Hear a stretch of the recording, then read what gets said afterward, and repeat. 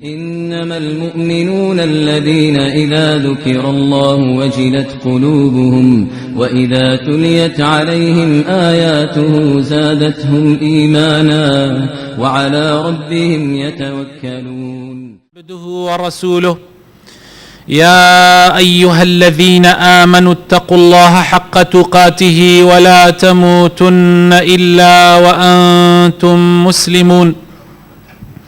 أما بعد، فإن أصدق الكلام كتاب الله، وخير الهدي هدي محمد صلى الله عليه وسلم،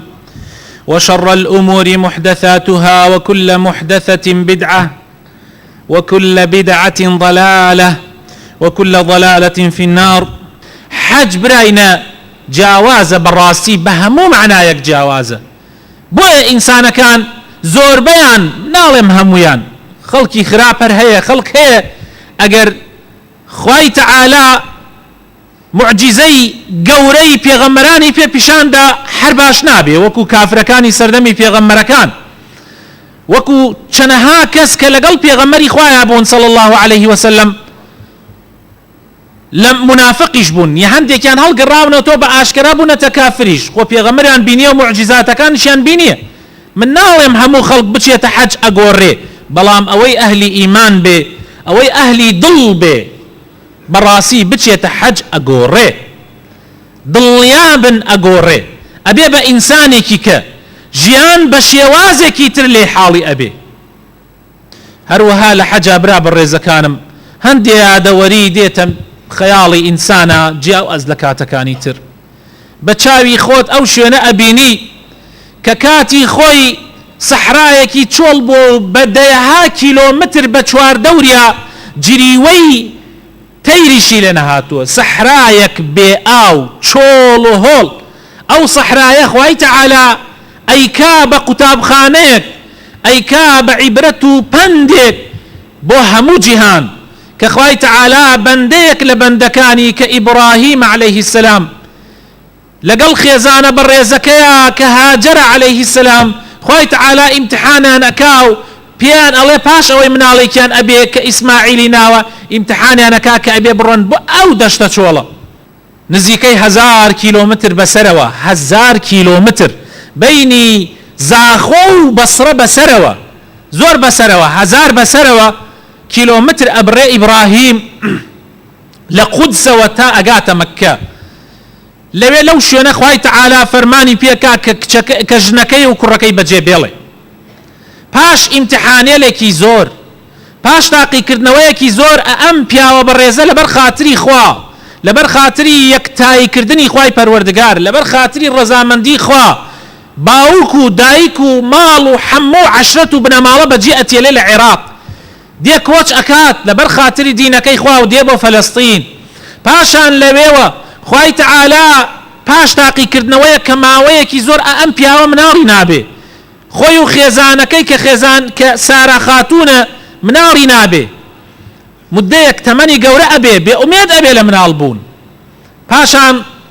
ئەم ژنە ئەهێنێ کە هاجەرە و خوای تەعالی بە ئەمری خوا طەبعاً، پاشان خوای تەعالی مناڵێکیان پێ ئەبەخشێ لە دوای ئەو پیری و بەتەمەنیە. ئەم جا تاقیکردنەوەکە لێرەوە دەستی پێکا، قورسی تاقیکردنەوەکە کە ئەو ژن و مناڵە لەو سەحرایە بەجێ بێڵە. زۆر زەحمەتە براینە، زۆر زەحمەتە. ئەم پیاوە کە ئەچێتە ئەوێ ئەگەر ئەمری خوا نەبێ ناتوانێت، زۆر زەحمەتە بە شەو و بە ڕۆژ لەو سەحرا چۆڵە ئەم مناڵە و لەگەڵ ئەو ژنەیە لەگەڵ دایکیا بەجێ بێڵە، مناڵێکی بەرمەم کە هیچ نییە، قەترەیەکی ئاو نییە لەوێ بیخۆنەوە. کاتی ئەکەوێتە ڕێو بەجیان بێڵێ، لەوێ هاجەرە خاتون پرسیاری لێکاڵێ ئیبراهیم بە فەرمانی خوا ئێمە لێرە بەجێ ئەهێڵی؟ ئەڵێ بەڵێ بە فەرمانی خوا بەجێتان ئەهێڵم. ئەڵێ دەبڕۆ، خوای گەورە ئیذەن لەن یوضەیعونا الله، خوای گەورە نامان فەوتێنێ، بڕۆ خوات لەگەڵ بێ. جا لەوێ ئەمێننەوە و تووشی ئەو ناڕەحەتی و تینێتی و برسێتی ئەبن و پاشان هاجرە لە حەیبەتە ئەڕاتە سەر کێوی سەفا و دێتەوە سەر کێوی مەڕوا و بەو شێوازە حەوجا دێت و ئەڕوا و پاشان ئەم مناڵەش بە گریانەوە تینێتی برسێتی پێ ئەداتە زەویە، ئەلێەوە ئاوی زەمزەم هەڵە قوڵێ لەو شوێنە مبارەکە، ئاوی زەمزەم کە تا ئەمڕۆ ئەو ئاو زەمزەمە هەر بەردەوامە هەڵە قوڵێ لەوێەوە و ئەمجا ئەو مناڵ و ژنە لەوێ ئەمێننەوە و پاشان عەشرەتێک بە سەفەرێکا دێن بەوێ ئەبینن تەیر و توور لەبانی ئەو شوێنە دێن و ئەڕۆن ئەڵێن دیارە ئاو هەیە لەیرا کە پێشتر ئاو نەبووە دێنە ئەوێ و ئەیان بینن و ئەوانیش لەوێ نشتەجێ ئەبن و بەو شێوازە ئەم کوڕ و ژنە لەوێ ئەمێننەوە و باوکیانیش مدەی جارێ بە ئیزنی خوا دێ سەرێکیان لێ ئەدا و ئەگەڕێتەوە بۆ فەلەستین. بەو شێوازە خۆشەویستەکانم ئەو ژن و مناڵە تەحەمولی ئەو ناڕەحەتیانە کرد لەبەر خاتری خوا. تو ئەوانە گشتی ئەبینیتەوە لەوێ بیری لێ ئەەکەیتەوە بیرەکەیتەوە لەو ئاوی زەمزەمە کە ئەیخۆیتەوە ئەم ئاوی زەمزەمە چۆن هەڵقوڵاوە بیر ئەەکەیتەوە لە سەفا و مەروا و ئەبینیت کە ئەمە چۆن ئەم سەفا و مەروا دروست بۆ ئەمڕۆ ئێمە حەج یەکێکە لە دروشمەکانی حەج ئەنجامێ دەین.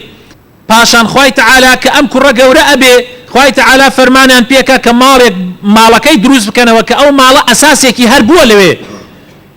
لە کاتی ئادەمەوە عەلەیهی سەلام ڕیوایەت هەیە کە ئادەم دروستی کردووە ماڵی خوا لەوێ. پاشان ئیبراهیم دووبارە دروستیە کاتەوە خۆشەویستەکان لەگەڵ ئیسماعیلی کوڕیا و خوای تەعالا فەرمانیان پێ ئەکا کە بانگی خەڵکی بکەن بۆ حەج. جاویشە فەرمێ ئیبراهیمە فەرمێ خوایە گیان یعنی گەرێ من دەنگم بگا بەکوێ بانگی خەڵک بکەم یعنی ئەو دەنگەی منە ئەڕۆمە شوێنێکی بەرزاییش بەڵام دەنگم بەکوێ ئەگا هەر بەو دووسێ ماڵە کە بە دەوری کەعبان لەوە زیاتر دەنگم بە هیچ شوێنێکی تر ناگا. ئەفەرمێ لەسەر تۆیە بانگ بکەی لەسەر ئێمەشە بیدەین بەگوێی خەڵکە تۆ بانگ بکە و گەیاندنی لەسەر ئێمەیە. ئەویش بانگ ئەدا و لەو ڕۆژەوە لەو بانگەوە تا ئەمڕۆ خەڵک ڕوو ئەکاتە ئەو ماڵە و حەج ئەکا و حەج ئەنجام ئەدا و هەمومان دڵمان بەسراوە بەو شوێنەوە و هەمومان کە باسێکرێ دڵمان دێتە کوڵ. وەکو هەفتەی پێشوتم ئەوەی کە نەیبینیوە عاشقە بیبینێ شەیدایە بیبینێ ئەوەشی کە بینوێتی بەردەوام ئاواتە خوازە کە جارێکی تر بیبینێتەوە. و ئەو زکرەیات و یادەوەریێشمان یاد ئەکەوێتەوە کاتێکە خوای تەعالا لە خەوا ئەیهێنێتە خەوی ئیبراهیم کەوا ئەبێ ئیسماعیلی کوڕت سەر ببڕی. ئەویش ئیمتیحانێکی زۆر زۆر گەورەیە خۆشەویستەکانم کاتێک کە تۆ لەوێ قوربانیەکان بۆ خوا سەرە بڕی بیر لەو لە حەزاتە ئەەکەیتەوە کە ئەم قوربانیە لە چیەوە هاتووە ئەساسەکەی لە چیەوە هاتووە بیری لێ ئەەکەیتەوە عەجیب و غەریب. ئێمە خوای تەعالا فەرمانمان پێکە لە ماڵەکەمان ئەگەر توانامان هەبێ ساڵانە بۆ عایلەک خۆمان و عایلەکەمان قوربانیەک سەر ببڕین ئەگەر توانامان هەبێ. بەڵام خوای تەعالا وەختی خۆی فەرمانی کردووە بە ئیبراهیم کەوا کوڕەکەی خۆی تاقانەکەی خۆی سەر ببڕێ. زۆر زەحمەتە برا بەڕێزەکانم زۆر زەحمەتە بۆ ئیبراهیم زۆر زەحمەتە بۆ هاجەرەی خێزانی زۆر زەحمەتترە بۆ ئیسماعیلی کوڕیان. بەڵام هەرسێکیان تەسلیمی فەرمانی خوا ئەبن ئەیلا ئەولای تیاناکەن. ئیبراهیم هەڵئەسێ بە ئەنجامدانی و هاجەریش تەسلیم ئەبێ و ئیسماعیلیش ئەفەرمێ یا ئەبەتی مادام باوەگیان مادام خوا فەرمانی کردووە یا ئەبەتی فعل ما تؤمر هەڵسە بە ئەنجامدانی ئەو کارەی کە خوا فەرمانی پێ کردووی إن شاء الله ستجدني أنبيني إن شاء الله من الصابرين أنبيني إن شاء الله لآرام قران أبم هروها لوي بيرتكيوتوا كبيغمري خوشويست محمد المصطفى لو شونا لدايك بوا لنوي إسماعيل بوا لو شونا لدايك بوا مالي بيغمر شونا كي أبيني تو همو أو شونانيك بيغمر تيابو أصحاب بريزكان تيابون ئاسارەکەی ئەگەر چی ئێستا دیار نییە وەکو ئاسار 1400 ساڵە بەسەریاتیە پڕ بووە بەڵام ئەمە ئەو شوێنانەیە کە تۆ تایایت و دەیت و ئەڕۆیت و ئەزانی کە پێغەمبەر صلی الله عليه وسلم و لەگەڵ ئەصحابەکانیە ئەلەو شوێنە ژیاون پێغەمبەر لەوێ لەدایک بووە پێغەمبەر لەوێ گەنجەتی بەسەر بردووە پێغەمبەری خوا صلی الله عليه وسلم لەوێ یەکەم جار وحی بەسەرا دابەزیە لە ئەشکەوتێک لە ئەشکەوتەکان کە زۆرێک لە حاجەکان ئەچن سەردانیشی ئەکەن هەر لەوێ ئەبینیتەوە کە سەحابەکانی پێغەمبەر صلی الله عليه وسلم لەسەر گەیاندنی ئەم دینی ئیسلامە چەند ماندوو بوون چەند عەزیەتیان خواردووە هەندێکیان خوێنی خۆیان و گیانی خۆیانیان لە پێناوی ئیسلامە و لە پێناوی گەیاندنی ئەم ئیسلامەیە لەوەیە بەخشیە. جا تۆ ئەوانە هەمووی بە چاوی خۆت ئەبینیت کە ئەصحابەکانی پێغەمبەری خوا صلی الله عليه وسلم چۆن قوربانیان داوە. ئەوە لە مەککە پاشان کە دێی بۆ خزمەتی پێغەمبەری خوا صلی الله عليه وسلم و ئەصحابە بەڕێزەکانی کە قەبرەکانیان لە مەدینەیە دێی سەردانی مەدینە ئەکەی پاش تەواوکردنی حاج یان جاری وهەیە پێش دەست پێکردنی حاج هەندێک لە حاجیان ئەچی بۆ مەدینەی پێغەمبەری خوا صلی الله عليه وسلم. مەدینە برا بەڕێزەکانم، مەدینە ناوەکەی بەخۆیەوەیە، شارە جوانەکەی شارە ڕووناکەکەی پێغەمبەری خوا صلی الله عليه وسلم، ئەو شارەی کە پێغەمبەری خوا صلی الله عليه وسلم و ئەصحابەکانی لەوێ داڵدەدران. هەموو ئەم دنیایە بوو بە کونێکی بچوو لەبەردەم پێغەمبەر و یارانی پێغەمبەرە. کافرەکان ئەم دنیایان لە پێغەمبەر تەنگ کردەوە، لە ئەصحابەکانی تەنگ کردەوە، یەک شوێنێک نەبوو داڵدەی پێغەمبەر و یارانی پێغەمبەر بدا ئیلا ئەو شارە و خەڵکی ئەو شارە نەبێ. ئەو شارە منەوەرە، ئەو شارەی کە پێغەمبەری خوای داڵدەدا و لەگەڵ ئەصحابان و ئەصحابەکان و یارانی لەوێ ئەکەوێتە بیرت کە پێغەمبەری خوا صلی الله عليه وسلم دێ ئەو مزگەوتە پیرۆزە بینا ئەکاو لەگەڵ یارانیان لەوێدا ئەنشت و ڕاوێژیان ئەکرد و کۆبوونەوەیان ئەکرد و نوێژی جمعە و نوێژە فەرزەکانیان ئەنجام ئەدا و هەر لەو شوێنەیە بوو کە دەیەها ئەحادیثی پێغەمبەر صلی الله عليه وسلم وتراوە و ئەمڕۆ گەیشتۆتە ئێمە و چەندین ئاەتی قورئان لەوێ دابەزیە. هەر ئەو شوێنە مبارەکەیە برا بەڕێزەکانم چەند خۆشە بەڕاستی کاتێ یەکەم جار هەنگاو ئەنەی بۆ مزگەوتەکەی پێغەمبەر و بۆ زیارەتی قەبری پێغەمبەری خوا کە لە ناو مزگەوتەکەیە. لەحەزاتێکە بەڕاستی وەصف ناکرێ، لەحەزاتێکە ئاسان نییە وەصفیکەی، هەرچەند وەصفیکەی هەر کەمە، هەرچەند شاعران لەسەری شعر بڵێن هەر هیچیان نەوتووە. کاتێک لەحەزاتێکە بەڕاستی هەر بە باسکردنی و هەر بە نووسینەوەی ئەو خوتبەی کە من نووسیمەوە واللهی هەر لە ئەوەڵەوە هەتا ئاخر من بچوورکە بەگیانمە ئەهات. کاتێک دێتە خەیاڵت کە ئەچیتە خزمەتی پێغەمبەری خۆشەویست صلی الله عليه وسلم، وەکو مردوویەک ناچی، پێغەمبەر زیندووە لە ناو قەبرەکەیە، پێغەمبەر جیاوازە لەگەڵ خەڵکی ترە، پێغەمبەری خوا کاتێ سەلامی لێ ئەکەی خۆی وەڵام تەداتەوە پێغەمبەری خوا صلی الله عليه وسلم. جیاوازە خۆشەویستەکانم، زۆر جیاوازە. بۆیە لەزەتی مەدینە فەرقێکی هەیە سبحان الله لەگەڵ مەککەیە. هەموو ئەوانەی کە حەجیان کردووە، هەموو ئەوانەی کە عومرەیان کردووە ماوەیەکی کەم لە مەدینە ئەمێننەوە، زۆرەکەی لە مەککە ئەمێننەوە لەبەر ئەوەی کە 100,000 نوێژێ بە 100,000 نوێژە. بەڵام واللهی لەزەتی مەدینە جیاوازە. بۆچی؟ چونکە ئەوانە داڵدەی پێغەمبەریاندا، تەنانەت پێغەمبەری خوا ئەوەندە مەدینەی خۆشویست، ئەوەندە وەفای بۆ مەدینە و خەڵکی مەدینە بوو، کاتێک کە دوای ئەوەی لە ساڵی 8 کۆچی کە فەتحی مەککە کرا و مەککەش بوو بە داری ئیسلام، پێغەمبەری خوا نەگەڕایەوە، لەگەڵەوەیە کە ماڵ و سەروەتیان هەمووی لە مەککە بوو، بەڵام نەگەڕایەوە وەکو وەفایەک بۆ خەڵکی مەدینە و بۆ خاکی مەدینە. پێغەمبەری خوا نەگەڕایەوە، فەرمووی ئەگەر دنیا و خەڵکی دنیا هەمووی بە دۆڵێکا بڕۆن، ئەگەر ئەنسار و خەڵکی مەدینەیش بە دۆڵێکا بچن، بەخوا من ئەکەوم لەگەڵ ئەهلی مەدینەیە و بە دۆڵی ئەهلی مەدینەیە ئەچم. بۆیە پێغەمبەری خوا صلی الله عليه وسلم هەر لەوێش وەفاتی کرد خۆشەویستەکانم. و قەبرەکەی لە ناو مزگەوتەکەیە، وەختی خۆی لە دەرەوەی مزگەوتەکە بووە، لە ژوورەکەی عایشە خاتون بووە، دایکمان عائیشە، بەڵام ئێستا لە گەورەکردنەوەی مزگەوتەکەیە کەوتۆتە پەڕێکی مزگەوتەکەی پێغەمبەری خوا صلی الله عليه وسلم. و هەر لەوێیشە قبری ئەبوو بەکری صدیق خەلیفەی دووهەمی پێغەمبەری خوا صلی الله عليه وسلم هەر لەوێیە، و قبری عمەری کوڕی خەطابیش هەر لە شانی پێغەمبەری خوایە صلی الله عليه وسلم. تو ئەچیتە ناو مزگەوتەکەەوە سەلام پاش نوێژکردن و ئەوانە سەلام لە پێغەمبەر و لە هەردوو یارەکەی پێغەمبەری خوا صلی الله عليه وسلم ئەکەی. پاشان هەر لە مەدینەیە ئاسار و شوێنەواری ئەصحابەکانی تر، بۆ نمونە قەورسانی بەقیع کە قبری ئیمامی عوسمان و فاتیمەی کچی پێغەمبەر و چەنەها ئەصحابەکانی پێغەمبەری خوا صلی الله عليه وسلم لەوێیان، و هەروەها قبری شەهیدانی ئوحود حەمزە و ئەوانە هەمووی لەوێیان تو ئەچی سەلامیان لێ ئەەکەیت و ئەیان یعنی قەبرەکانیان ئەبینین و شوێنەواریان ئەبینی بەڕاستی منزەرێکی زۆر بەچێژە کە تۆ لەوێ چاوت پێ ئەکەوێ. جا خوای تەعالا دەربارەی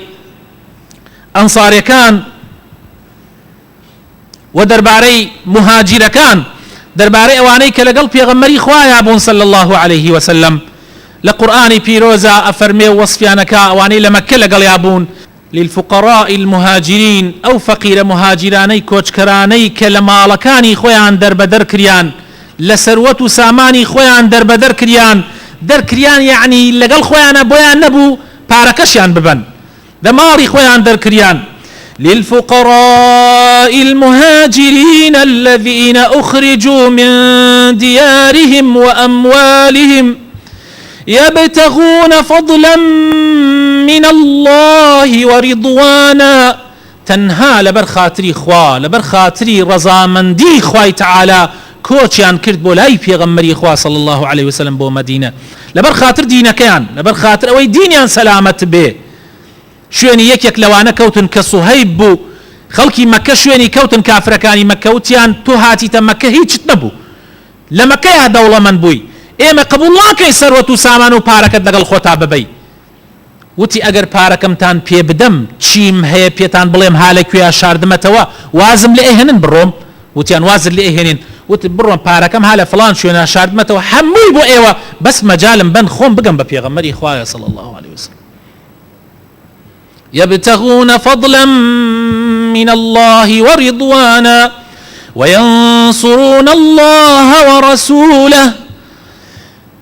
وينصرون الله ورسوله أولئك هم الصادقون. أما مهاجرين أي أنصاري مدينة كدالدي بيغمروا ياراني بيغمري عن داكاتن بو أوي خواي تعالى لباريان وأفرمي والذين تبوأوا الدار والإيمان من قبلهم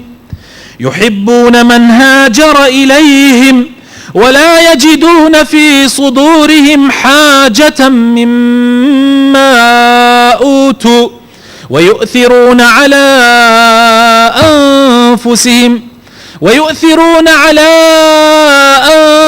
أنفسهم ولو كان بهم خصاصة ومن يوق شح نفسه فأولئك هم المفلحون.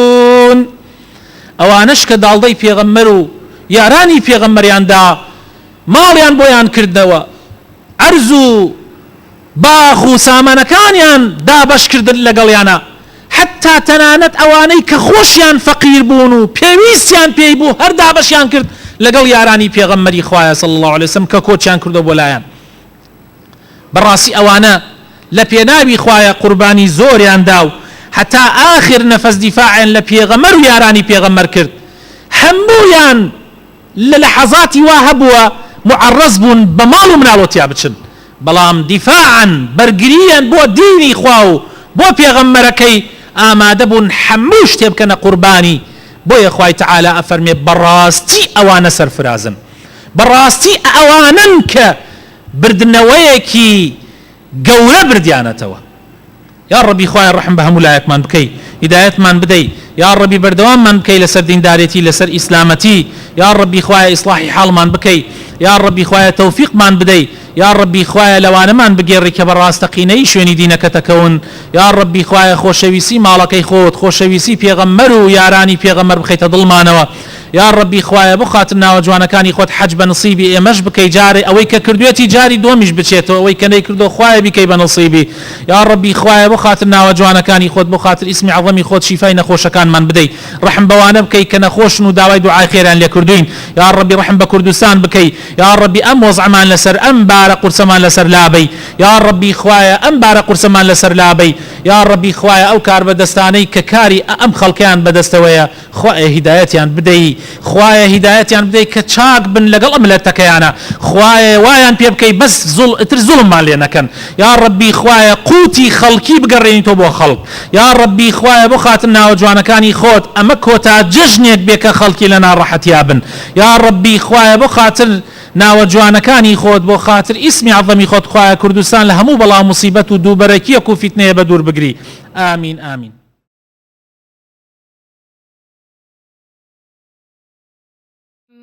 ألم تر كيف ضرب الله مثلا